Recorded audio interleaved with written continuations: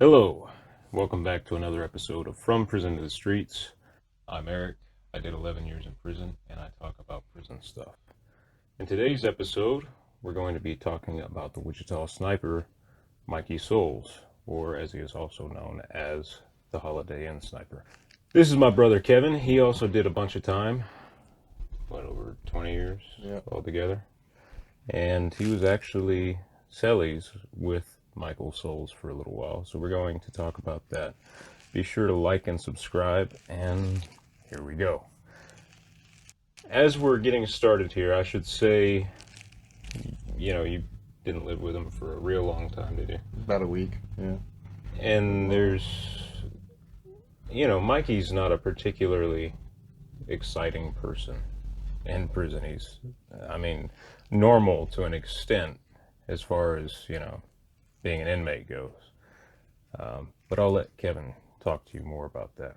So, when did you and Mikey live with each other? When I first got to El Dorado in 2007. 2007, just got to El Dorado. Did you have a lot of stuff or no? No, I didn't have a lot of stuff. I'd only been down about 3 years. And, you accumulate some stuff, but not a lot. I had all my electronics and stuff, but not a bunch of stuff. How did you move in with Mikey? Did you request to move in with him, or And that's where they moved me in when I got there. That was the cell I went into. did you know who he was upon seeing him, or? Nope. No, that was before my time, and I had heard about the Holiday Inn, you know, my dad and stuff when I was growing up, but I didn't know the name or didn't know it was him or anything like that. Right, because you were actually from the Wichita area, Yeah, so. yeah. There's still a lot of people from Wichita who don't even know about the shooting that happened. This happened back in the 70s, 70s, right? and there's a lot of people that don't know about it. I guess you Yeah, probably heard tidbits here and there growing up, but well, yeah, and you don't hear a lot about it. by the recap, he climbed up several stories. I don't know. I think it was 20 something stories up, and it lasted for, I don't remember how long it lasted either. Anyway, a pretty decent amount of time, Yeah, and he shot several people. I believe he killed three, and um, eventually the cops climbed up after him, and they had a shootout, and they shot Mikey multiple times, and that was that. point blank. But I imagine you would have heard tidbits about the shooting here and there growing up, but Yeah, to actually find yourself in a cell with him, but you didn't know who he was. So how did you find out about? my dad.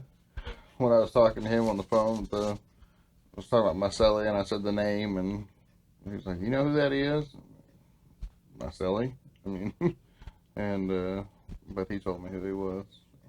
Right, your dad was a police officer for a Yeah, while. sheriff's officer, Sedgwick County Sheriff's Officer. Was he a sheriff's officer when the shooting happened?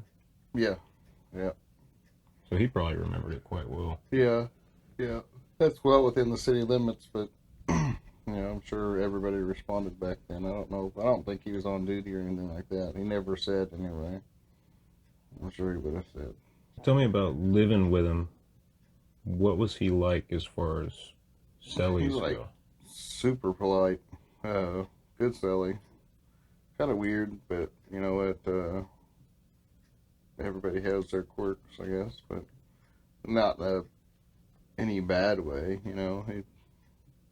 We always got along fine. So he's a generous guy and clean. So When you say he was weird, is there something that you can kind of pinpoint about that, or just a I don't know, generalization? just a yeah. I mean, just his mannerizations and stuff. I guess I don't know. It's hard to describe. But yeah, it's just eccentric.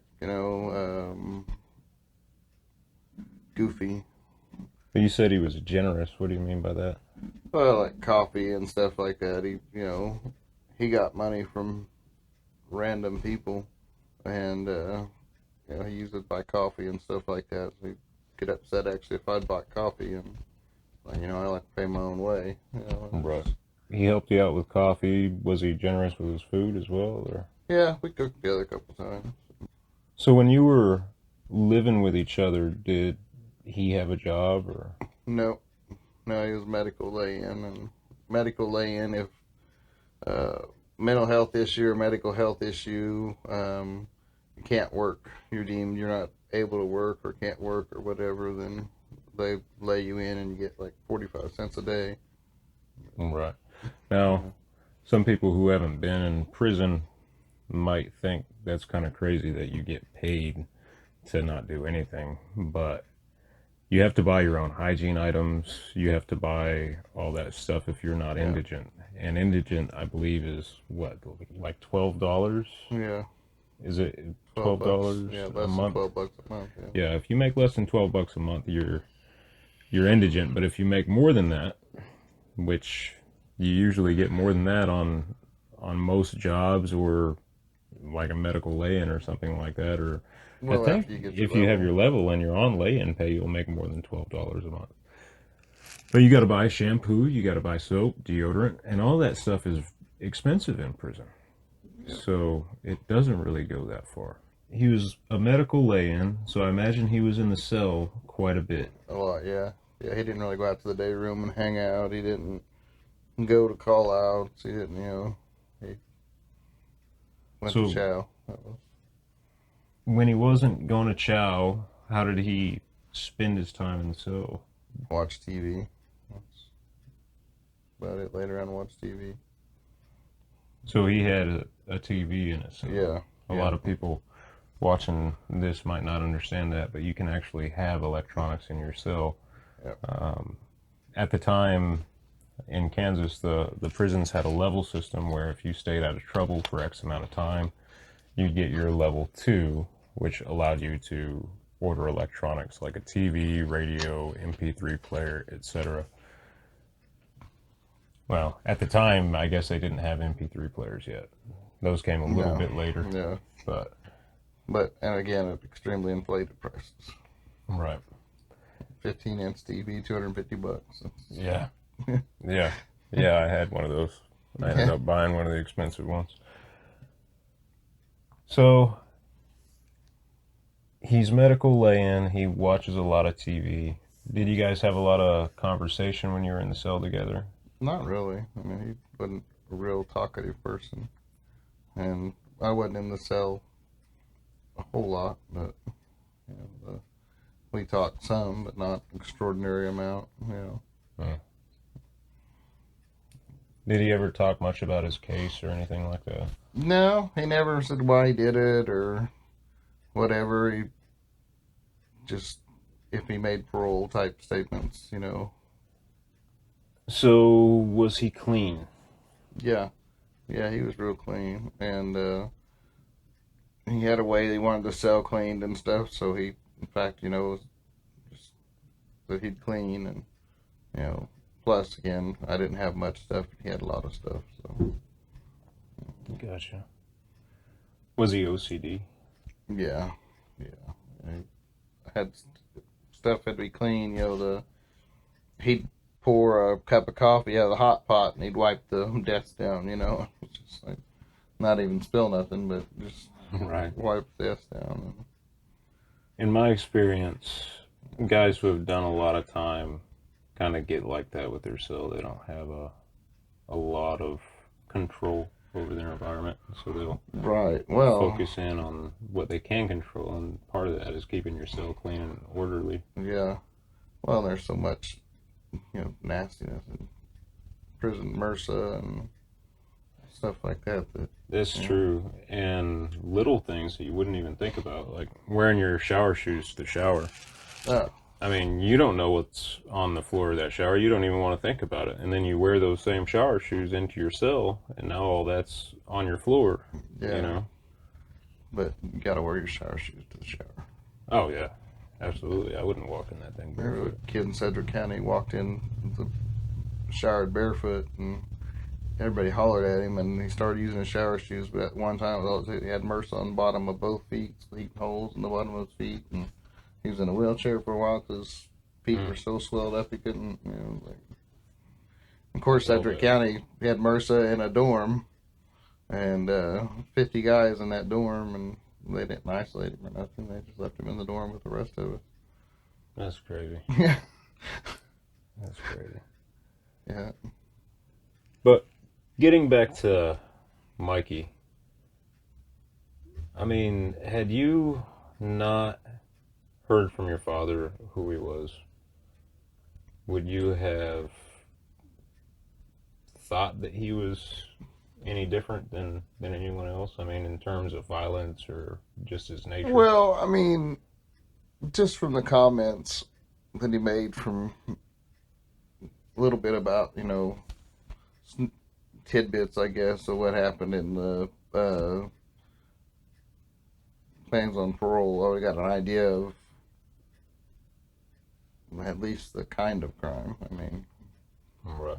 But I probably still wouldn't have known who he was without, you don't walk around, Mikey Sullivan, Wichita Sniper, the Holiday Inn Sniper, and, you don't.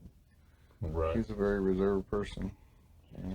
I guess to clarify a little bit what I meant, there's some people that you can sit down with and you can tell that they're killers, or there's some people that you'll sit down with and you can tell they're weirdos. Did Mikey put off any bad vibes like that, or? A little bit. I mean, he's a little bit sociopathic. So, that, again, that's something you develop after doing so much time, too. You lose a lot of feeling, I guess, for stuff, Well, some of it, too, especially, like, talking about your crime and stuff like that. At least for me, sometimes I would tell the story behind my crime and people would feel like I didn't have any remorse about it. But after so many years, you tell the story so many times. Right, you can only be you so kind of remorseful. get numb to it. Yeah. But I mean, otherwise I probably would have known exactly that, that's the Holiday Inn Sniper, After being there a while, you hear people talk about him and stuff, and, but. Well, a lot of people thought that he was a weirdo. Some people thought that he was a child molester or something like that. Because he looks... I mean, yeah, if you look at him, he would be just, if you pictured a pedophile and you saw his face, it would probably meet the, the book. Right. The cover of the book, anyway. That's definitely not the book, but... Mikey's got red hair and great big glasses, giant square glasses that you picture from the 1970s or 80s. Red hair, yeah. So walks with a limp and he has a cane, and he doesn't really look like a terrifying individual when you see him. Absolutely not. My experience with him, though, is he was always very polite, very respectful, kind of reserved. Yeah, I've never seen him lose his cool. Which is interesting. I just thought of that just now. I've never seen the man lose his cool. Yeah. Yeah, and I remember looking back at some of the interviews that he did, with news agencies leading up to his parole. And he said one of the reasons why he did it was he had a bunch of tension and he couldn't take it anymore. Yeah, I've heard that too. I don't know how true that is, but that's what he said in one interview. One that just don't lose his cool. He bottles it all up until one big explosion. That's the case. I don't know, but he was a teenager when he did it. I think he was 18, 19 years old, somewhere around there. Something like that, yeah. And people change over the years. Yep. So, I don't know. Yeah. But any final thoughts on Mikey? No, like I said, he was a good cellie, Right. The only reason I'd moved because I was trying to get the dog program, and we only have certain cells for the dogs. So. Hey, maybe we could talk about the dog program in another video. If you guys want to see that, let me know. Kevin and I actually had dogs in prison. So, She's actually outside.